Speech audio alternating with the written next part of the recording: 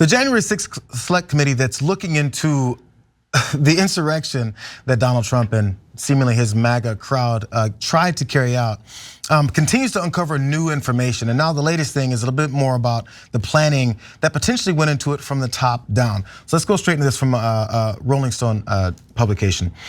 The House Select Committee investigated the January 6th attack on the Capitol on Thursday. They released slides from a PowerPoint that called for former President Trump to declare a national security emergency in order to delay the certification of the results of the 2020 election. So we know there was lots of things going around back and forth about how they were trying to do this. And it's just we're getting more and more of the organizational part of it, because right now, at least from the layman's, from like the outside observer, we saw him do the speech. We saw him bring up several other of his cohorts and minions to speak and rile up the crowd. But they still have this, hey, we didn't tell them to go do this. Hey, we weren't really trying to subvert an election. Hey, we weren't really trying to do things and pre-plan this whole entire thing. This was just an organic movement by a bunch of angry people. So this is where some of these starts coming off the lid. Now, don't forget, Mark Meadows, the former chief of staff, is the person who's been providing some of this information. So it's pretty much legit, even though he is now trying to sue to make it look like he didn't really give this information voluntarily. So details about what was in this PowerPoint presentation. So the presentation, which spanned 38 pages and was titled "Election Fraud, Foreign Interference, and Options for 6th of January, was part of an email sent on January 5th, the day before the attack on the Capitol. So some of those things that were in the slides were options for the 6th of January that I mentioned.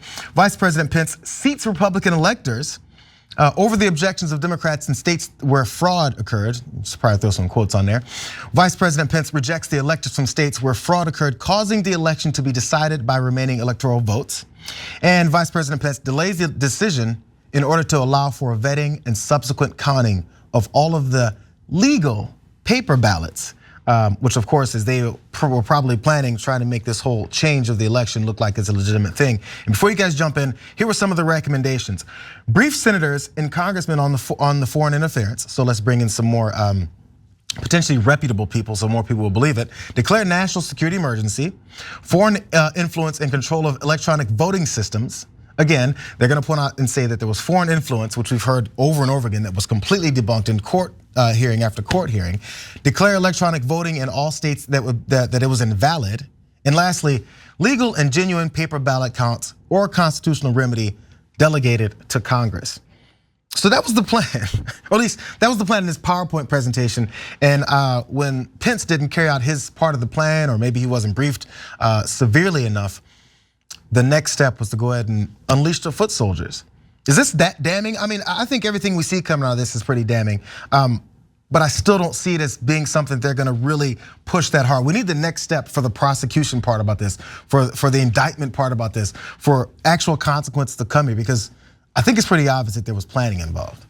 I mean, I would just like to repeat once more how stupid people that still support Trump now are. I'd like to just make sure I cement that in people's heads. And I mean, the only leeway I will give you is you're either stupid or you've fallen victim to just such horrible disinformation that you can't get out of it. And there are some of those people too, but you're in one of those two camps for sure. There's no smart people that are still hearing evidence come out day after day about direct plans to just overturn the election with no evidence. Someone just came up with a 38-page PowerPoint outlining just shot in the dark ways to overturn what really happened.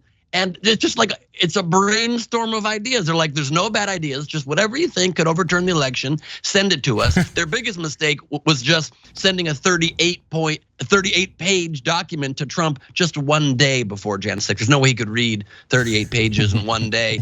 You gotta give him 3-4 months for that for sure. You could tackle maybe 2-3 pages a month. I could see they would have had a chance. But that's what saved our democracy, is his slow ability to barely be able to make words out when they're presented to him in print. That's what saved us. It's unbelievable. I mean, just you could say that all digital voting is invalid because foreign governments interfered. Is that true? Who cares? Meadows literally replied to that email saying, I love it. You love what? Subverting the country? You love ruining our democracy to keep this buffoon in office? It's a bunch of hateful, anti-American traitors. And the fact that we consider these to be people that should ever be listened to other than in a sideshow with tomatoes thrown at their face, that's on us. That is on us. Yeah, that you just made. I'm sorry. You know what I think the worst part about this? Of course, the dog and pony show, for sure. That we don't even have faith that there will be consequences for this. That is the disheartening part of this whole thing. Yeah. You sit at home and you're like, that's gonna happen to these people. They're gonna continue to be in the top percentage of the earners in this country with their great health care, sending their kids to the best schools, living in the best neighborhoods, having access to the best banks and all of the best education and information, and nothing is going to happen to them. They just kept continue to build our resistance for foolishness over and over and over. And now we are just like totally, what is the word?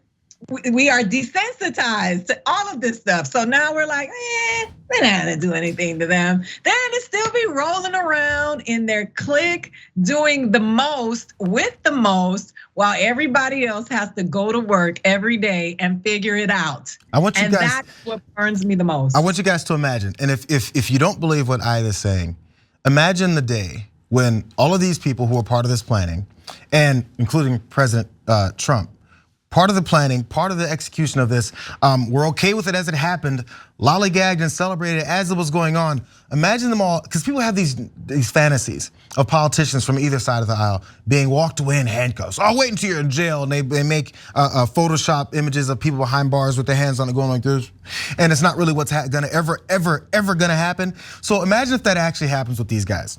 What will your feelings be? Will your feelings be, oh, of course? Or would your feelings be, oh my God, they really did it? And would they next be, oh my God, yes, finally?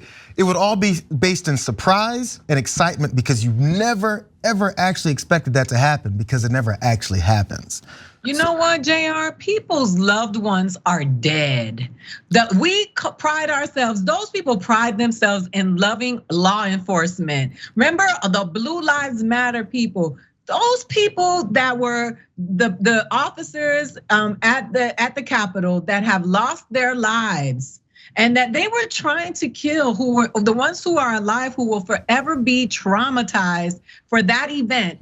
Their lives didn't matter. That was not a deal breaker for these people. They turned on those people. There are people who have died, who have taken their own lives. And you know what? Their names were a hashtag for a couple of days and everybody went about their business. So of course now, nobody's gonna be surprised. And even if you see them in handcuffs, what are you gonna say? Oh, they'll be out in a couple of days. What's the big head dude that was Trump's friend that went to jail and then got out? You just know, you're just like, nothing's gonna happen. This is for show. People were scaling the Capitol. That looked like a bunch of children who were not on their medication that were just jumping around a preschool, scaling the building, planning to assassinate the members of our Congress, public office, and nobody thought that this was a big deal.